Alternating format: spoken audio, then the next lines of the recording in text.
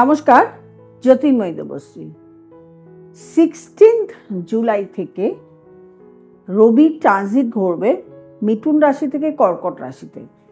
এই যে ট্রানজিট ঘটবে এটা গোচরে একটা বড় গোচর বলা হবে এই কারণে, যখন রবি চলে আসবে কর্কট রাশিতে রাহুর পঞ্চম দৃষ্টি রবির উপর পড়বে। এতে একটা যোগের সৃষ্টি হবে, এই যোগটাকে বলা হয় গ্রহণ যোগ। এই গ্রহণ যোগের ফলে বিভিন্ন রাশির কখনো কারোটা ভালো কারোটা খারাপ হবে। যে তিনটি রাশির খারাপ হবে সেই তিনটি রাশিকে নিয়েই আলোচনা করব। বাদবাকি রাশির খুব একটা খারাপ ফল হবে না, মোটামুটি সেগুলো অ্যাজ ইট ইজ মোটামুটি। যে রাশিগুলো আপনাদেরকে সাবধানে থাকতে হবে সেগুলো নিয়েই কথা বলবো।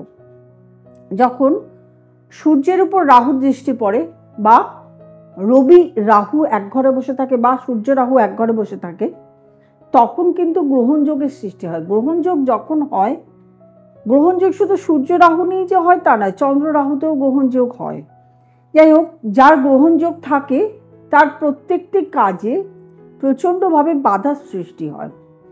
সে যদি রাজনৈতিক দলে থাকে সেক্ষেত্রে তার বিভিন্ন বাধার সম্মুখীন হয়, তার বদনাম হয়, তার সুনাম অর্জন করতে অসুবিধা হয়, দেরি হয়, লেট হয়। আর যদি সরকারি কর্মক্ষেত্রে থাকে তাহলে দেখা যায় তার সরকারি কর্মক্ষেত্রের জায়গায় বাধার সম্মুখীন হচ্ছে বা সেখান থেকে কোনো রকম প্রবলেম ক্রিয়েট করছে। আর যদি ব্যবসার জায়গায় থাকে ব্যবসাতে আয় উন্নতি কিছুতেই বাড়াতে পারে না।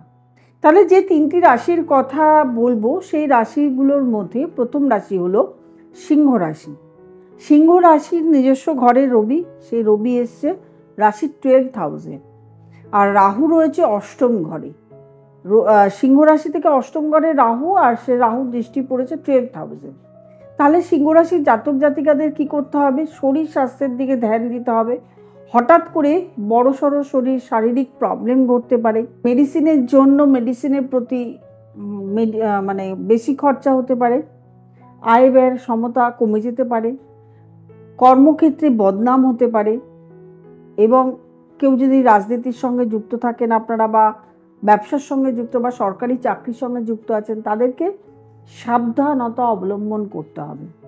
আর অবশ্যই আপনাকে, যেহেতু 8th হাউসে রাহু রয়েছে, সেহেতু বলবো বাইরে খাওয়া বর্জনীয়, অর্থাৎ বাইরে মানে হাই রিচ খাবার, তারপরে আপনার জাঙ্ক ফুড, এগুলোকে খাওয়া বন্ধ করতে হবে। স্টমাক ইনফেকশন হতে পারে।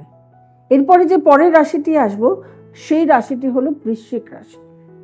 বৃশ্চিক রাশির চতুর্থে রয়েছে রাহু এবং অষ্টমে রয়েছে রবি।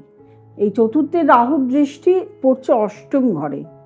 বৃশ্চিক রাশির জাতক জাতিকাদেরও স্টমাক ইনফেকশন হওয়ার প্রচণ্ডভাবে ভয় আছে, অর্থাৎ পেটের রোগ, পেটের সমস্যা, বা শুধু যে পেটের রোগ তা না, লিভার, কিডনি এটা নিয়েও সমস্যা হতে পারে।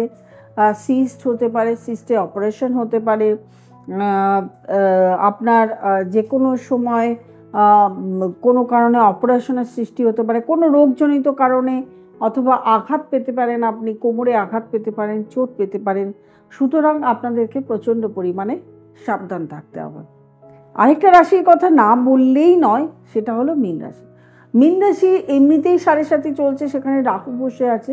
মীন রাশি থেকে 5th হাউসে রাহুর দৃষ্টি পড়ছে 5th হাউসে, অর্থাৎ রবি রাহুতে।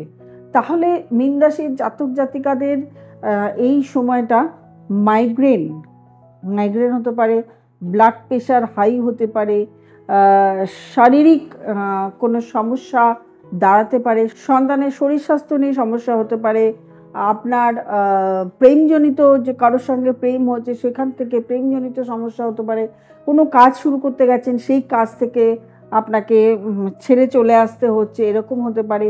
আপনি যে কাজ নিয়েছেন সেই কাজে বদনামের সুযোগ আসতে পারে। সুতরাং মীন রাশির জাতক জাতিকাদের প্রচণ্ড সাবধানতা অবলম্বন করতে হবে। তিনটি রাশির ক্ষেত্রে না, প্রত্যেকটা রাশির ক্ষেত্রেই বলছি, যদি কোনো সময় কোনো সামান্য প্রবলেমও আসে তাতে আপনাদেরকে ডক্টরের সাথে কনসাল্ট অবশ্যই করতে হবে। আর প্রত্যেকটা রাশির ট্রানজিটে আমি প্রত্যেকটা সময় বলি, প্রত্যেকটা ট্রানজিট কিন্তু ভেরি ভেরি ভাইটাল। অর্থাৎ প্রত্যেকটা ট্রানজিটেই আপনাদেরকে যেমন দশা অন্তর্দশা হয় সেরকম প্রত্যেকটা ট্রানজিটেই আপনাদেরকে ক্ষতির সম্ভাবনা বা খুব ভালো হওয়ার সম্ভাবনা থাকে। যে 3টি রাশি খুব খারাপ হওয়ার দিকে শারীরিক দিক থেকে মেইনলি বেশিরভাগ হলো শারীরিক দিক থেকে ক্ষতি হওয়ার সম্ভাবনা, সেই 3টি রাশির কথা বললাম। অন্যান্য রাশির যারা রয়েছেন তারাও কিন্তু সাবধানতা অবলম্বন করবেন। এবং এই ইয়েতে বলি, যারা আমার সঙ্গে যোগাযোগ করতে চাইছেন তারা NHS কলেজে নাম্বারটি রয়েছে, সেই নাম্বারটিতে ফোন করবেন, বুকিং করবেন, চলে আসবেন। আর যারা অনলাইন কনসালটেশন করতে চাইছেন তারা অনলাইন কনসালটেশনও করতে পারেন। তবে অনলাইন কনসালটেশনের জন্য একটা প্রসেস আছে, সেই প্রসেসটা আপনাকে মেনটেন করতে হবে, তার জন্য আপনাকে ফোন করে জেনে নিতে হবে। আর যারা নতুন প্রোগ্রাম দেখছেন তারা অবশ্যই সাবস্ক্রাইব করবেন, লাইক করবেন, কমেন্ট করবেন, শেয়ার করবেন এবং নোটিফিকেশন অল বেলটি প্রেস করতে ভুলবেন না। প্রত্যেকে ভালো থাকবেন, আনন্দে থাকবেন। নমস্কার।